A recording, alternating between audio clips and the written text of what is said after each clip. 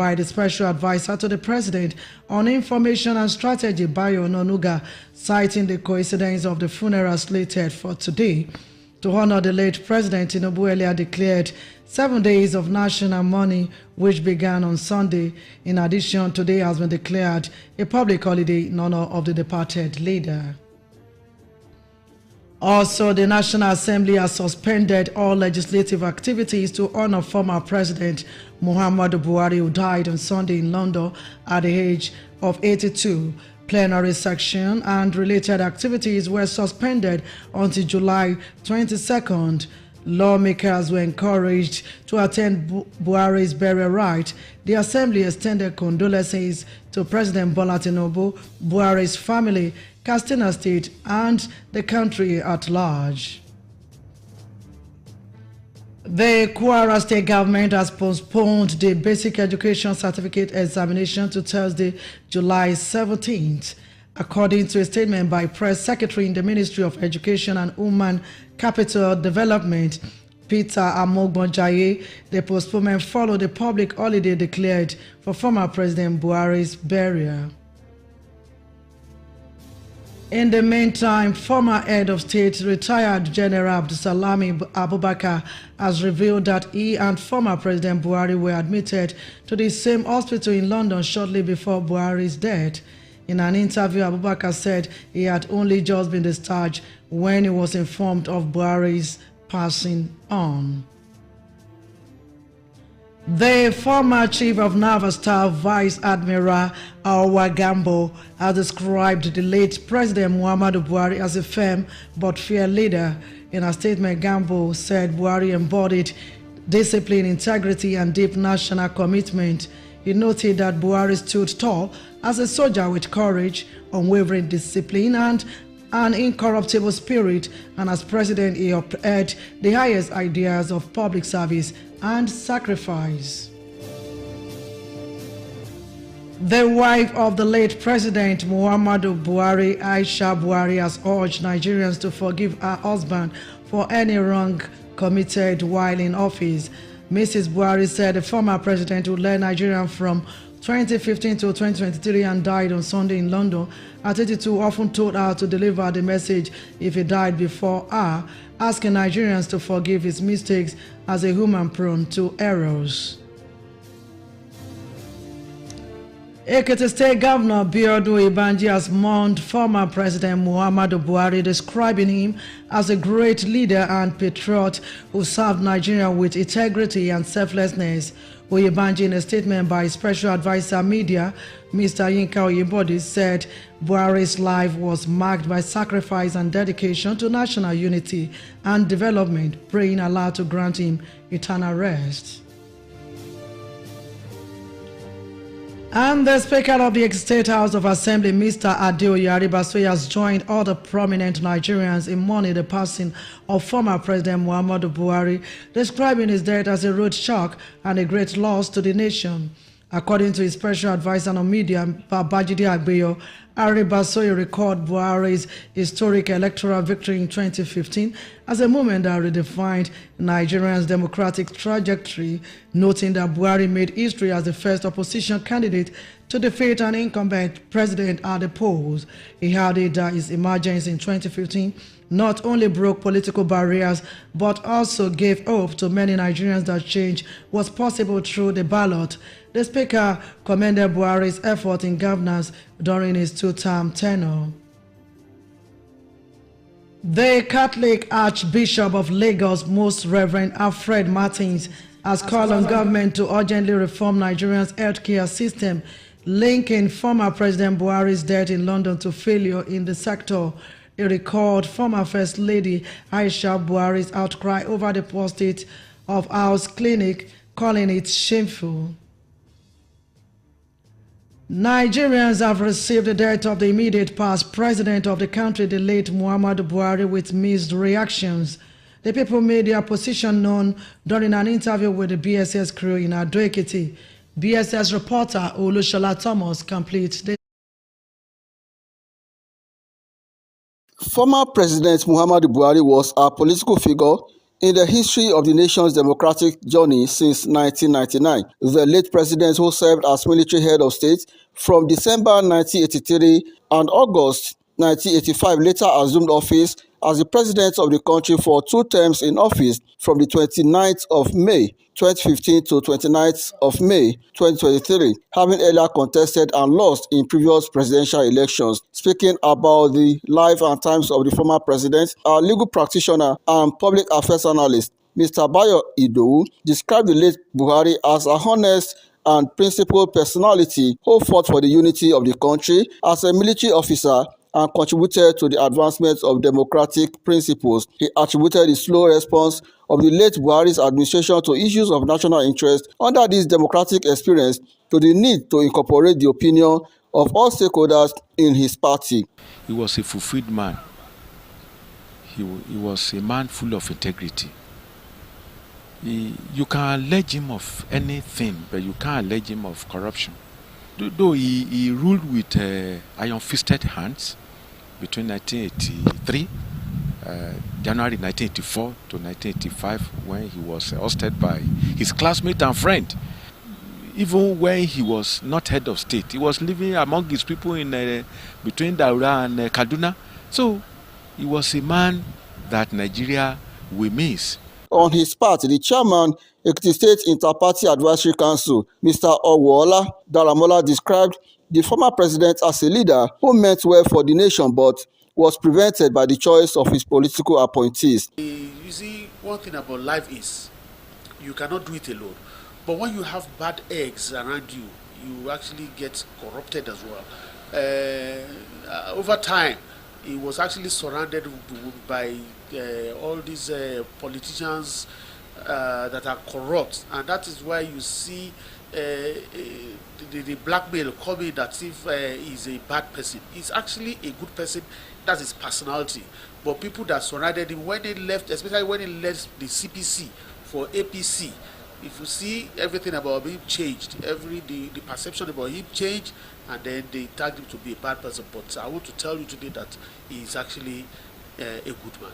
Those who expressed mixed feelings about his administration said that he meant well for the populace, but described his economic reform policies as being harsh, saying the country experienced inflation during his government.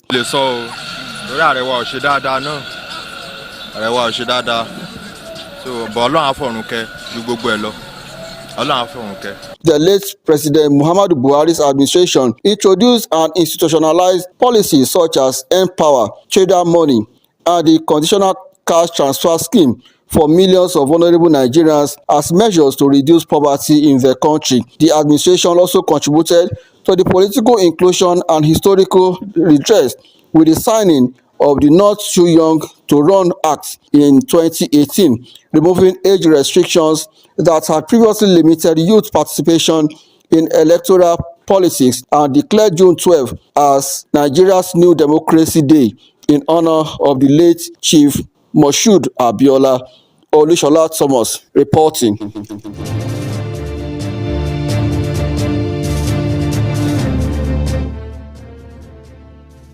Public affairs analyst Mr. Bayo Idowu has described the late President Muhammadu Buhari as a disciplined man with exceptional leadership traits whose legacy cannot be forgotten quickly.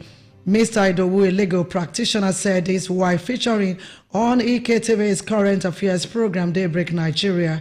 He recalled Buhari's entry into the military and rise to head of state, noting that he introduced the war against indiscipline, why, and showcase integrity by not supporting corruption.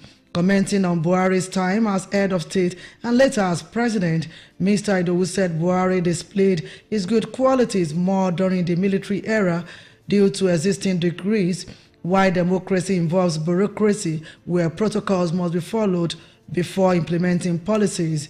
He added that despite Buhari's intellect, he could not perform effectively as president due to his failing health and appointees who disappointed him.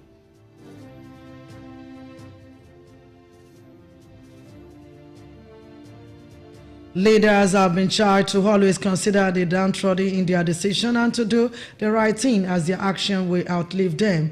This was the view of social commentator Mr. Kunle Oladele while reflecting on the life and times of late former President Muhammadu Buhari on BSC's current affairs program Issues in the News. He noted that whatever legacies leaders left behind will remain after them. Mr. Oladele said Buhari's tenure as military head of state was more memorable than his time as civilian president. He explained that the policies introduced by Buhari during his 8-year civilian rule were too harsh on Nigerians, even though he worked for the country. Also, the special advisor to the state governor on security, Brigadier General Ebenezer Ogudano, said newly recruited security personnel currently undergoing training at his Isiaru camp will be deployed to the forest to help secure the state forest reserves. Majority of them are young and strong men.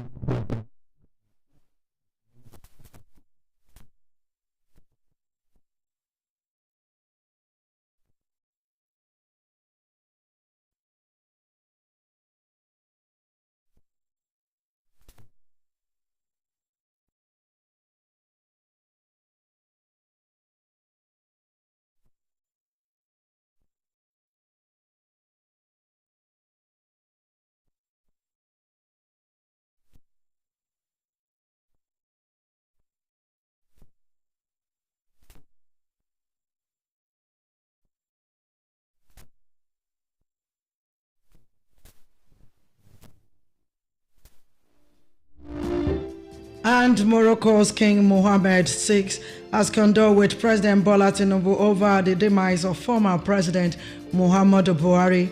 In a statement, the king expressed sympathy to Tinubu, Buhari's family, and all Nigerians, describing the loss as a sad occurrence. He described Buhari as an illustrious leader who worked tirelessly for Nigerians' progress and prosperity. And Saudi Arabia's King Salman Abdulaziz Al Saud has condoled with President Bola Tinubu and Nigerians over former President Muhammadu Buhari's death. Crown Prince Mohammed Abdulaziz Al Saud also sent condolences, praying for Buhari's peaceful rest in Ajana Firdaus. The State Internal Revenue Service has pledged continued engagement with unions to drive development in the state. The chairman, Mr. Olaniran Latono, urged unions at the State University to embrace dialogue for resolving disputes rather than resorting to strikes. BSS reporter Yetunde Oloye has the details.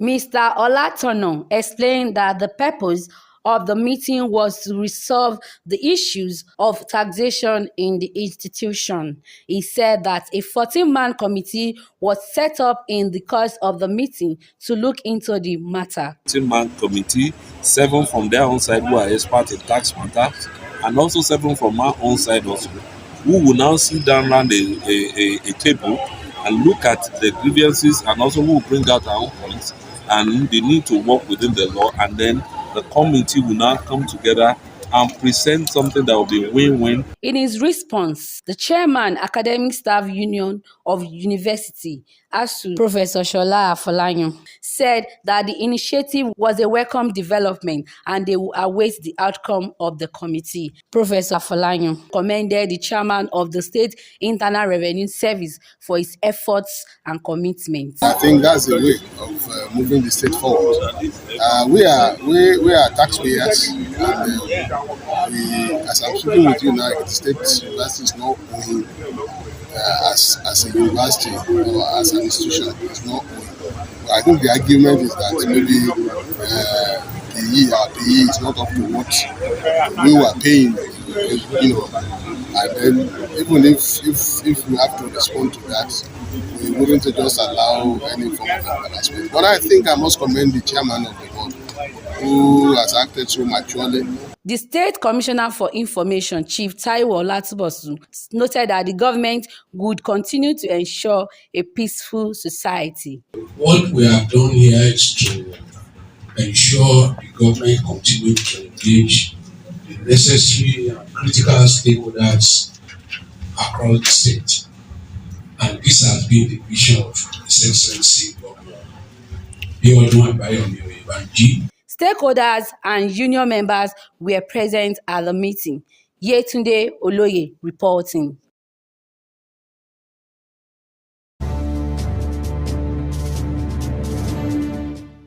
This is the broadcasting service of Ekiti State.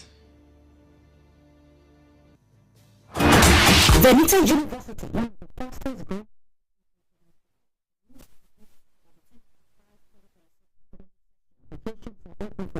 For degree programs across various colleges. Available courses include medicine and surgery, dental surgery, pharmacy, human anatomy, physiology, nursing science, public health, medical laboratory science, physiotherapy, medical radiography, human nutrition and dietetics, and food science and technology. In the College of Art and Social Management Science, you can apply for economics, criminology and security studies, accounting, taxation, entrepreneurship studies, public administration, peace studies and conflict resolution, political science, business administration, mass communication and sociology. The College of Agriculture, Science and Engineering offers microbiology, biochemistry, forensic science, agribusiness, agricultural economics, information technology, electrical engineering, mechanical engineering, and mechatronics engineering. To apply online, please visit ecampus.veniteuniversity.edu.ng or walk into our campus at Kilometer 2, Ayetoro Road, Iloro Ekiti. Venite University, building the future, one student at a time. You're welcome back. For news, information, or comment, you can join our live streaming on our Facebook page at Ekiti State Radio. You can also like and share our page. And now to the rest of the bulletin. The mobilization tour by the First Lady, Dr. Olayemi Abiodun Oyinbanji, to garner support for Governor Abiodun Oyinbanji's second term has been rounded off in Ado and Ekiti West local government areas. The Deputy Governor Okinua Munisadi Afuye, while addressing APC women in Aramoko and Ado Ekiti, said Governor Oyinbanji remains the best choice to lead the state till 2030. BSS reporter Adedayo Adeleye completes the story.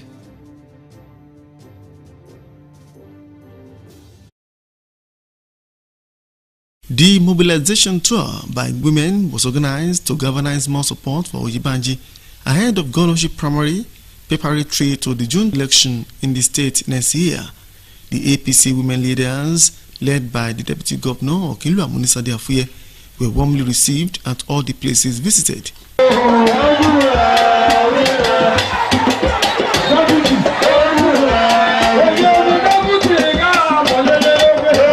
Okinua Afuye, while addressing the women, assured the APC members that Governor Oyinbanji would transform Ekiti the more if given the second term in office. She saluted the APC members in Ekiti West and Ado local governments for the support for the governor. Ìbò tẹ́ fi pépà wọlé ní ọdún kẹta tó bá jẹ́ 6 million ní 20 million ló máa ṣe báyìí àbí? Torí ẹ ti dánbà wò ẹ ti tọ́ wò ó ti dùn mọ́ yín lẹ́nu tó máa lọ bẹ́ẹ̀. Okinua Afuye added that the government will continue to be gender sensitive by allotting more lofty positions for women in politics and administration. The secretary to the state government, Professor Abibat Adubiaro, commended the governor for standing by women to rise politically and administratively, urging them to continue to rally support for the governor. Governor Abiodun Oyinbanji has been doing excellently for women in Ekiti, and all over the country they are respecting him based on that, because he's the one leading in the way he has appointed people in position of authorities, and we appreciate him for that. And based on that, we want him to come for second term so that he will still do more for our women in Ekiti State. The APC women leader, Mrs. Caroline Egunluse, and the chairperson Ekiti APC Women Council, Mrs. Ronke Okusanya, said that Ekiti women had enjoyed the dividends of democracy under Governor Oyinbanji's leadership. They said that the governor deserved every support given to him by women folk. Some women leaders at the forum, including Dr. Eunice Fasami and Ado North LCDA chairman, Mrs. Olatokunbo Badamosi, said that they were solidly behind Governor Oyinbanji's second term bid. Solidly, we are behind him, because apart from being our father, he's our son, he's our brother. As Yoruba we say, so we all of us are in his support for the second time. I want to say to our women particularly, please, this is not the time to scheme. This is the time to stand firm for what you believe in. What I believe in is BOW. What I believe in is APC. BOW 2026 till 2030. No vacancy. Adedayo Adile reporting.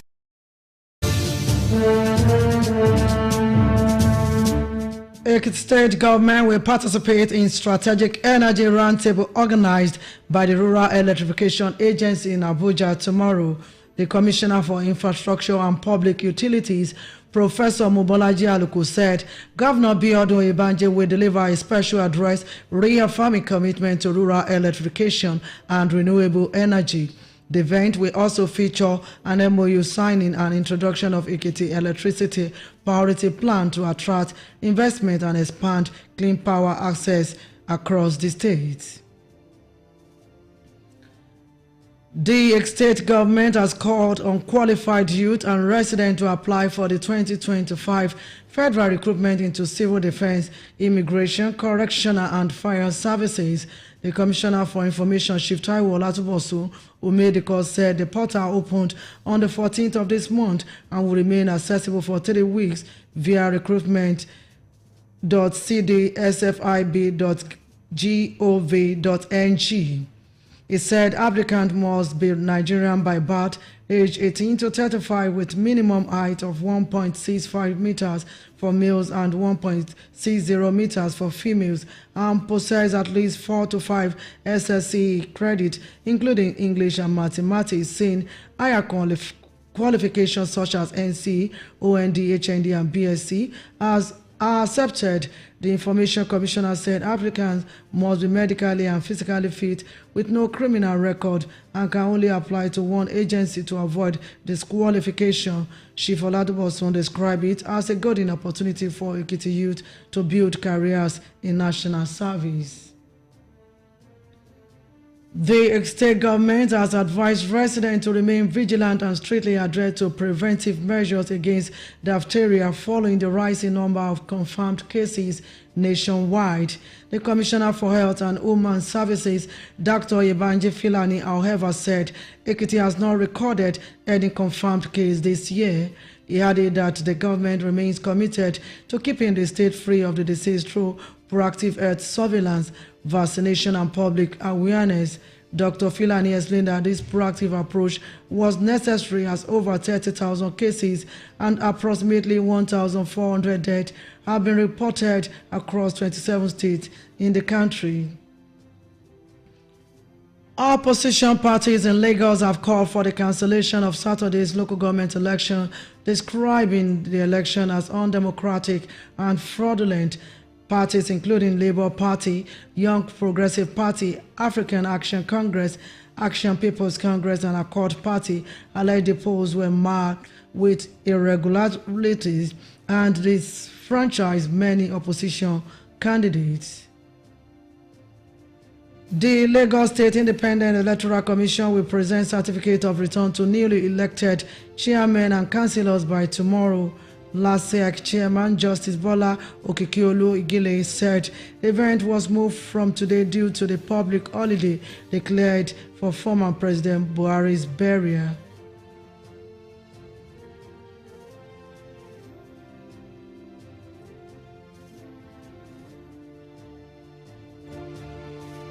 To sport in the latest matches at the ongoing Women's African Cup of Nations in Morocco, South Africa thrashed Mali 4-0, while Ghana defeated Tanzania 4-1.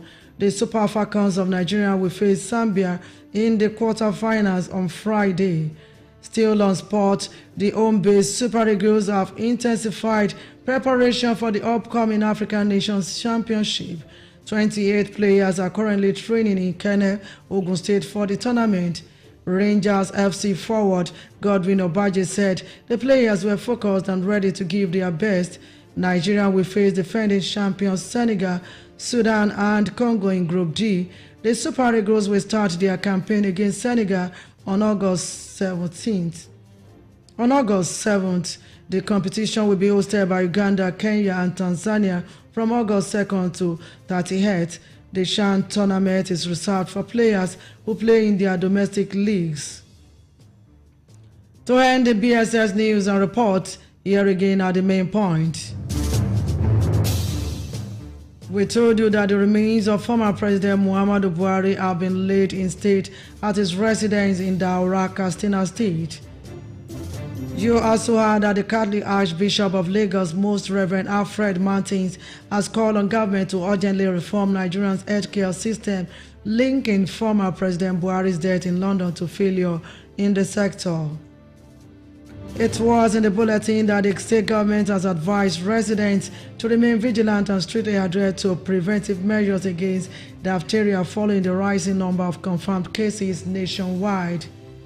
And lastly, on the BSS News and Report, we told you that about 250 imams and Islamic preachers in Burkina Faso have attended a national workshop against online hate speech amid rising extremist violence. And before we go this evening, we leave you with this message: let's stop unfair practices and make life easier for everyone. That's the BSS News and Reports, as put together by the production team and edited by Kelechi David. I am Abimbola Adegboyega. Good evening.